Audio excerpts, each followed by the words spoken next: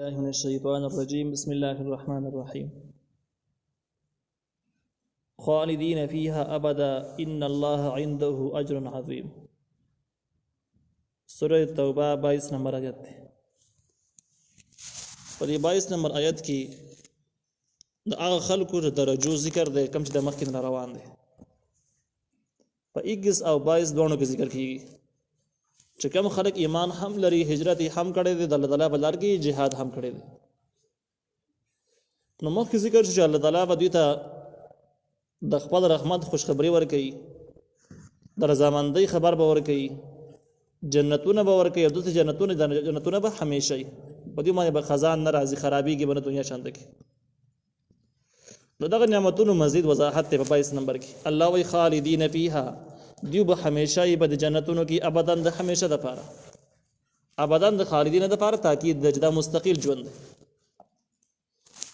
معلومه کې دا چې د راحت او د خوشحالو د پاره دوه خبریا هم دي یو پراخ نعمتونه بل د نعمتونو همیشواله او د دوه سدونه په جنت کې میراوي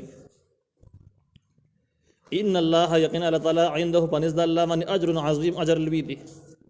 الله تعالی د خلکو ته لوی اجرونه ورکړي د انسان د فکر او د عقل نه لري دي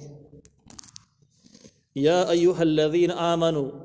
لا تتخذوا آباءكم وإخوانكم أولياء إن استحبوا الكفر على الإيمان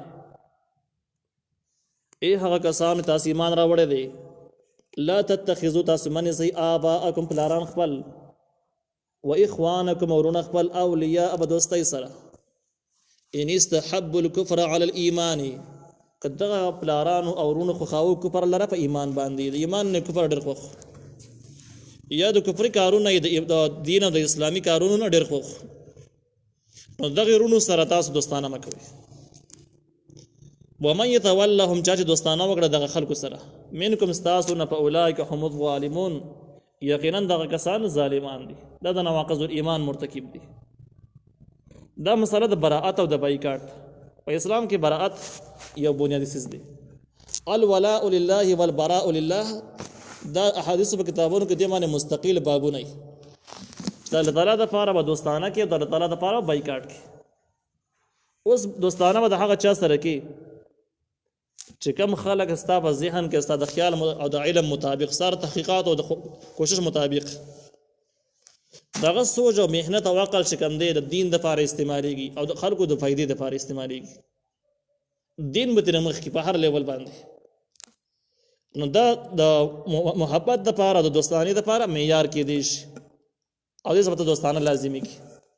د دوی خلکو د پاره په حدیثو کې بیا ډېر تاکیدونه راغلي دي نبی عليه السلام فرمایي د صحیحین روایت دی چې کوم کس محبت او دوستانه هم د الله رضا د پاره کې دي د پاره دوستانه کې د سره دیندار دی بس دین سره واسطه را نور مو سره نور حساب مې وسره نشته خو د سړی د دین سره کړه واسطه ده دغه شان د دښمنی په دې لیول باندې کې د سړی د دین دښمن دی مونږ ته پیدا شته یا نشته خو سړی د دین دښمن دی دا سړی ورکړه هم دې د پاره کوي د الله د پاره کوي یعنی دې د پاره چاته پیسې ورکوي چې د دین د خاطر نه ورکوي چې بل کس کې خلکو کې دین دی او چې پیسې نه ورکوي لاس بندایم دی وجنه نه ورکوي د خلک دین دښمن دی نو وای دا کس چې کوم دی چې دا کارونه شروع کړل د ایمان مکمل شو د کامل ایمان علامات دي نو دا د براءت او د محبت هغه شریعت چې کوم معیار خودره دی هغه دی نو دینه معلومه شو چې څنګه په مانځ کې من خود مختار نه یو څنګه ان شاء الله ویل د سیمز بکو او واجی احکام من معلومه و چې څنګه وجه الله ویل د سی به نسر وجه دغه شان د حج او د زکات دغه شان د دوستانی د لپاره هم خپل معیار دی نه هر چا سره دوستی کول جایز دي او نه هر چا سره دشمنی کول جایز دي نو په دې آیاتونو کې الله تعالی فرمایي چې ستاسو پلاران او رونه ولی نه دي نور کافران خو پر د وجه خپل پلاران او خپل رونه کدی کوپر خو خو په ایمان باندې د ایمانی کارونه نه کفر کارونه زیات خو نو تاسو به خلکو سره تعلق نه ساتي دي خلکو نه هم بایکاټ وکړي حالانکه شریعت کې د خپلوانو سره تعلق ساتل خاص کر د پلارانو سره د ورونو سره شریعت دې باندې ډېر تاکید کړی دی مکه بقره ويقطعون ما امر الله به ان يوصل کې دې باس تر شوی دی چې برابر عرش باندې نبی عليه السلام فرمایي عرش باندې الله تعالی لیکل موجود دی الله تعالی وایي چې انا الله تعالی طرف یو پیغام دی په عرش باندې چې انا رحم من قطعني قطعه الله ومن وصلني وصله الله. وې زه رښتیا یم او ما چې څوک پالي نو الله تعالی به د خپل رحمت سره پیوس کوي، او چې څوک ما کټ کوي رښتا نه پالي نو الله تعالی به د خپل رحمت نه لري باسي، رحمت نه به کټ کوي لري کوي به. د رښتې پاللو په اسلام کې دومره زیات اهمیت دی، خاص کر د پلار په باره کې ډېر اهمیت شته او ډېر فضایل د هغې د خدماتو دي او ډېر احکام د هغوی د خدمتونو دي. لیکن که دې خلکو هم کفر لري ترجیح ورکوله په ایمان باندې، نو دې خلکو سره به تاسو تعلقات نه ساتئ. نو چې کله دې سره نشئ ساتلی، هغه خلک ستا په رشته کې هم نه راځي، ستا سره هېڅ تعلق پاتې نه دی، نه دې په خپلولۍ کې دي، نه دې په علاقه کې دي، بلکې د دې نه پسې بهر دي. او د دغه خلکو جذبات او کوششونه ټول د اسلام خلاف دي. د هغوی مخکینی تاریخ، موجوده حالات، د هغوی ویناګانې، هر څه په دې باندې واضح دلیل چې دا د اسلام نه سخت بیزار انسان دی. بیا هم د ذاتي اغراض او مقاصدو دپاره چې ماله به داسې وکړي، ماله به هغسې وکړي، د هغې صفایان او مدح بیانول، د هغوی دپاره منډې ترلې وهل، هغه مضبوطول، نو دا د خیالات صریح خلاف دي. نبی علیہ السلام فرمایي من اعان ظالما سلط الله علیه قبل موته. چا چې ظالم مرسته وکړه هغې ته ښه سړی ووایو او د هغې سره تعاون وکړو، د هغې صفتونه یې په علاقه کې خواره کړل، خلک یې په هغې باندې خطا کړو، الله تعالی به دقه ظالم په دې سره بیرته مسلط کوي قبل موته، د مرګ نه مخکې. دا بله مړ نه چې د هغې نه مخکې بیا الله په ده باندې مسلط کړي او دله به ښې سزاګانې ورکړي، ښه زیاتي به ورسره وکړي، د هغې نه بعد که بیا مري نه مري به. دغه شان د کې یو بل روایت کې نبی علیه السلام فرمایي سورت شعراء کې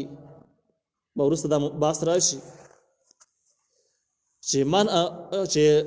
هغه خلک چې کم د اسلام خلاف دي، نو وایي د هغې که چا مدح بیان کړه ولا ترکنوا الی الذین ظلموا فتمسکم النار. هغه خلک چې ظالمان دي، ظالم څه ته ویلی کېږي؟ ظلم تعریف لغاتو کتابونو داسې کله د جواز کل شیء فی غیر موضعه، یو شی د خپل ځای نه وړل او بل چاته ایښودل.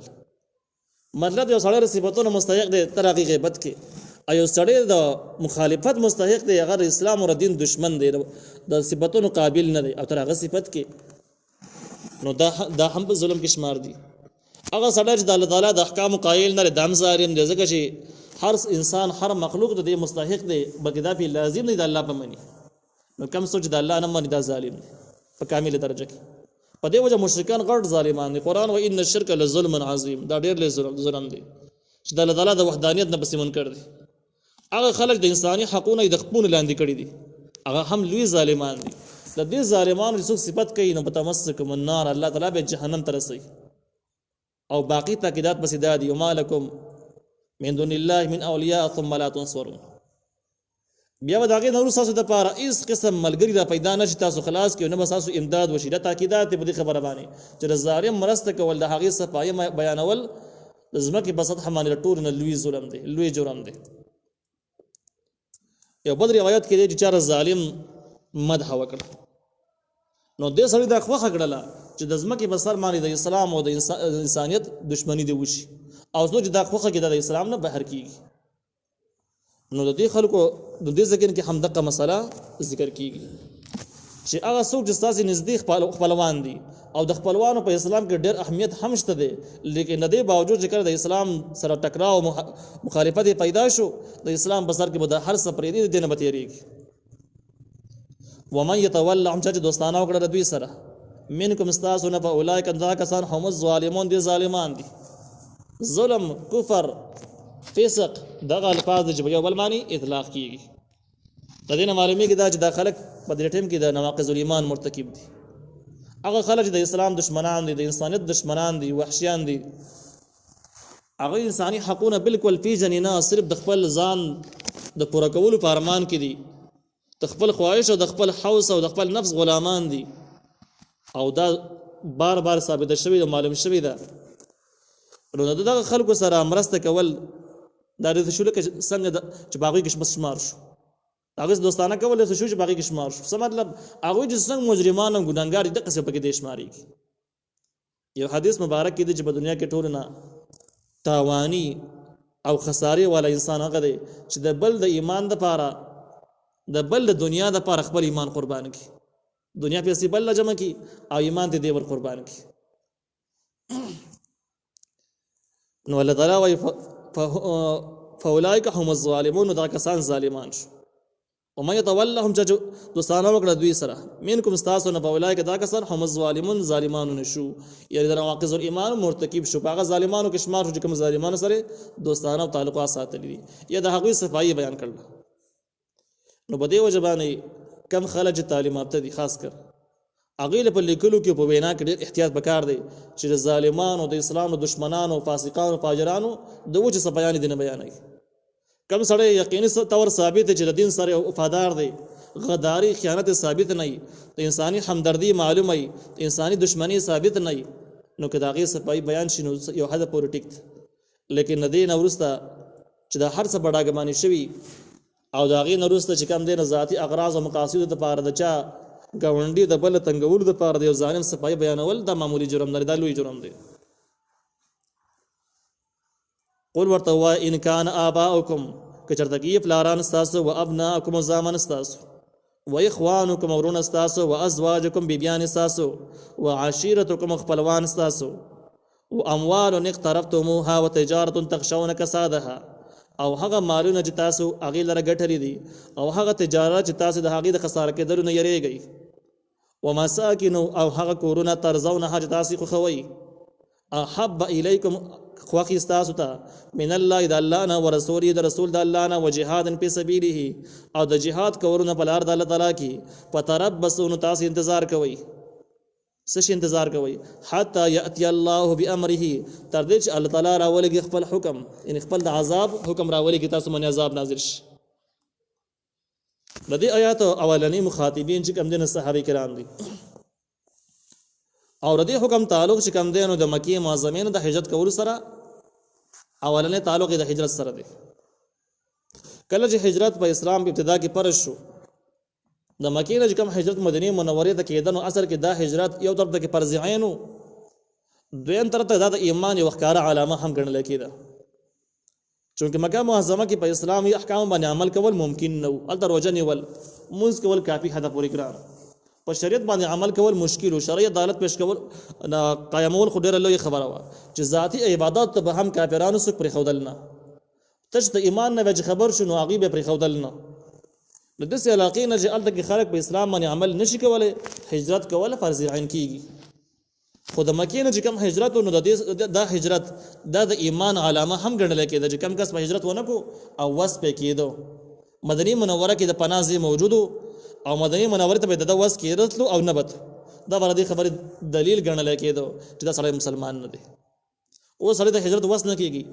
یا د هجرت ځای نشته دی چې کوم ځای ته لاړ شي څوک پناه نه ورکوي، نو دې ټایم کې خو دا مجبور دی، دا په ده باندې هجرت فرض عین نه دی. لیکن چې کله د هجرت ځای نه شته او دی به خپل دین باندې عمل نشي کولی او وس یې هم کېږي، لاره پیژني، پیسې خو لري او هجرت نه کوي، نو د هغه خلکو دپاره دلته کې زواجر ذکر کېږي، احکام ذکر کېږي. ځکه چې دوی چې بیا هجرت نه کړو څه وجه نه به یې نه کوو، وروڼه به یې نه خفه کول، هغه به کافرانو، دغه شان کې زامن به یې نه خفه کول، پلاران به یې نه خفه کول، هغوی به کافرانو، زنانه به اوس په د اسلام او په شریعت باندې متفق نه وي، هغه به یې نشي پرېښودلی، هغوی به د هغوی د وجې نه به پاتې کېدل. نور خپلوانو سره به تعلق و، هغه خپلوان به کافرانو، هغوی به یې نه خفه کول د ایمان په سر کې. یا هلته مکه معظمه کې به دوی غټ تجارتونه و، مالونه به و، دغه تجارتونه د خساره کېدلو نه به یارېدل، دغه مالونه د ضایع کېدلو نه به یارېدل چې کافرانو به قابض شي. هلته به ښایسته ښایسته کورونه لرل، هغه کورونه یې پرېښودی نه شو د اسلام د خاطره. نو الله تعالی وایي چې کله ستاسو محبت په دې انداز باندې چې ستاسې د دنیا محبت د اولاد د خپلوانو ورونو پلارانو زنانو دا محبت چې کله د الله تعالی په دین باندې غالب شي او د دې په سر کې تاسو دین باندې عمل کول پرېږدئ، شرعي احکام پرېږدئ او د اهمیت چا ته ورکړئ؟ ورونو ته، پلارانو ته، مال دولت ته، روزګار تجارت ته، کورونو ته، د دوی محبت تاسو په اسلام باندې غالب کړئ، نو بیا تاسو د عذاب انتظار کوئ. دا خلک به یقیني د عذاب مستحق دي چې عذاب پرې راشي. نو الله وایي حتی یأتی الله بامره تر دې چې الله تعالی راولږي خپل حکم د عذاب په دوی باندې. نو اگر چې د دې مخاطبین صحابه شو، اولنې مصداق د دې چې کوم دی نو هجرت د مکې معظمې نه شو مدینې منورې ته، لیکن د الفاظو د عموم په وجه باندې دا مستقیل احکام شو د قیامت پورې چې کوم خلک د دنیاوي قصې په دین او شریعت باندې اوچت غني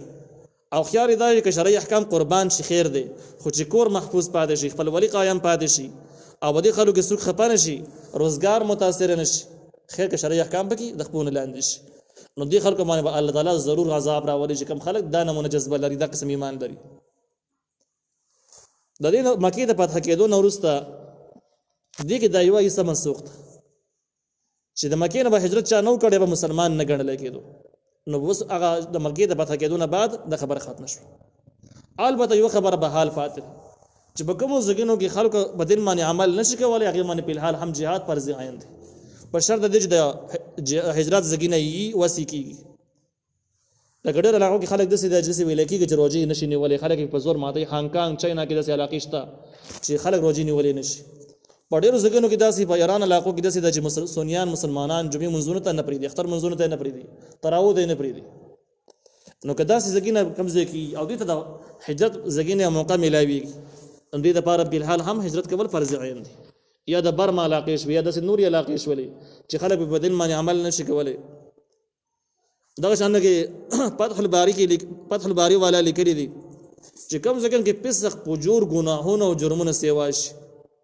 داغه د مخنیوي د پاره سړی وس نه کیږي امکان دا چې سړی په خپل چرته په جرمونو کې اخته نشي هغه ځکه پرې خودل هم مستحب دی او بهتر کار دی آخر کې الله تعالی وی والله لا يهدي القوم الفاسقين الله تعالی هدایت نه کوي قوم نه فرمانه هدایت معنی مخکې موږ دوه کړي وینو کله به یو معنی سمن خوري یو معنی برازي هدایتو کله بل معنی باندې برازي هدایت یو معنی د لار خودل او بل معنی د خپل مقصد ته رسیدل نو دلته کې وی والله لا يهدي القوم الفاسقين الله تعالی هدایت نه کوي قوم نه فرمانه تا نو تاسو بوایي چې قران په خپل هدایت ته نو هدایت خو یې کړی دی دلته کې غدوه معنی مراد ده چې هغه مقصود ته رسیدل مطلب دا شو چې الله تعالی مقصود ته نه رسي قوم نه فرمانه کم نه فرمانه هغه خلک چې هغه تر دنیاوي کارونه یا رونه پلاران مال دولت او دغه شان کې تجارتونه د الله تعالی د احکامونو اوچت غني الله تعالی احکام ته لاندې غني کمزوري دي غني نو دا خلک به الله تعالی خپل مقصد ته ونه رسي څه مطلب مقصد ته ورسي ونه رسي چې دغه مالونه به هم په لاس ورنشي دا خپل وی به په کار را نه شي دغه ورونه به په کار را نه شي دا پلاران هیڅ شی به په کار را نه شي او دغه تعلق چې د قائم ساتل غواړي دا بول الله تعالی خراب هم کی نو دین دا معلومه شوله چې د شریعت په مقابل کې چې کم سوچونه سړی لري چې شرعي احکام د قربان شي خو چې پیسې برابر شي تجارت برابر شي خپل وی به حال پاتې شي خلکو سره تعلق به حال پاتې شي نو دغه هر څه به ناکام کیږي به د لار کې د کامیابی دي نشي نو هغه قصې منسوبي هغه اتفاقونه وحدتونه هغه مشورې چې کم د اسلام او د شریعت په مقابل کې روان دي او خلک باغې کې د وطن ترقی رټول غواړي او مالدار کېدل غواړي د دې خلکو د ارمانونو به هم چرته پوره نشي د آیات رڼا کې دا وضاحت به دغه طریقه باندې معرفت القرآن ذکر